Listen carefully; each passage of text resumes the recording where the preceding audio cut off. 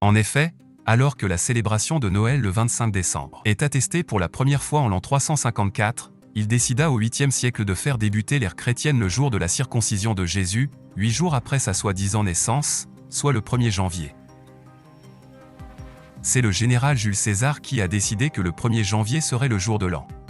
Dans la Rome antique, cette journée était dédiée à Janus, le dieu du renouveau. Lors de chaque nouvel an, les Romains s'échangeaient comme cadeau des branches d'arbres sacrés.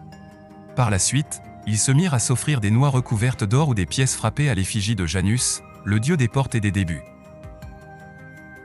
Le mois de janvier a été nommé d'après Janus, qui avait 2 visages, l'un tourné vers l'avant et l'autre regardant vers l'arrière. Les Romains apportaient également des présents à l'empereur. Les empereurs finirent, en fait, par exiger de tels cadeaux.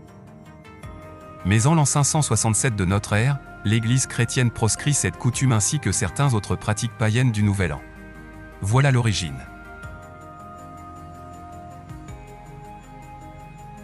Et aujourd'hui, le Nouvel An sert d'excuse pour s'enivrer et pour se conduire de manière immorale. C'est l'un des moments les plus dangereux de l'année, plusieurs des célébrations et des coutumes du jour de l'an contredisent les idéaux chrétiens et déshonorent Dieu. Mon âme et vos nouvelles lunes et vos fêtes. Elles me sont à charge, je suis las de les supporter.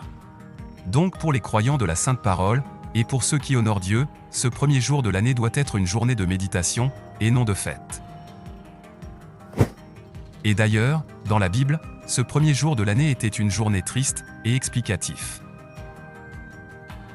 Le 1er jour du 1er mois, ils en finirent avec tous les hommes qui s'étaient alliés à des femmes étrangères. Et le dénombrement de ceux qui avaient épousé des femmes étrangères fut achevé le 1er jour du 1er mois. Ne lisons pas la Bible comme un journal, mais plutôt il faut la méditer. Ce passage a une explication très profonde et trop spirituelle, qui veut nous enseigner que ce 1er jour de l'année, nous devons nous séparer de toutes les mauvaises habitudes qui nous enchaînent.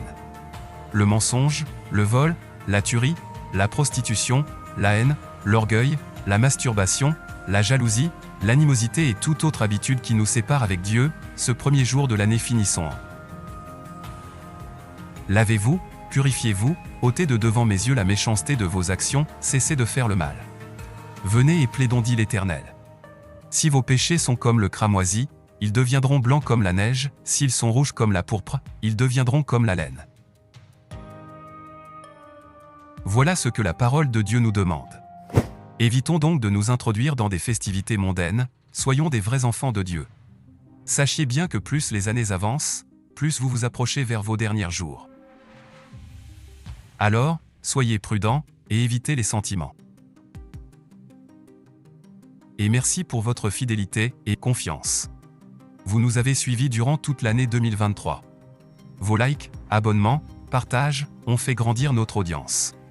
Que l'Éternel Dieu vous bénisse et vous accorde de la grâce. Que cette année 2024 soit pour vous une année de réussite, de concrétisation, de finalisation et surtout d'obéissance envers le Très-Haut. Retrouvons-nous à 2024. La communauté de la parole de Dieu vous remercie.